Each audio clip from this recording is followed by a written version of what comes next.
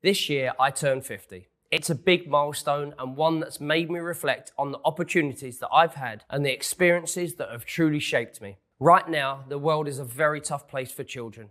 More children are in need and at risk than at any time in recent history, especially girls. Girls who are already struggling are now facing even greater obstacles to education, safety, health, and opportunity. We are in the midst of a global funding crisis and the most vulnerable children are shouldering the burden. Today, I'm launching a fundraising appeal and I have asked my friends, family, and partners to all get involved. I'll be sharing stories from some of the girls UNICEF have supported and their hopes for the world in their own words, because they deserve to be seen and heard. You can find the donation link in my bio. Let's help children around the world dream bigger and give them the opportunity to make those dreams a reality. Thank you.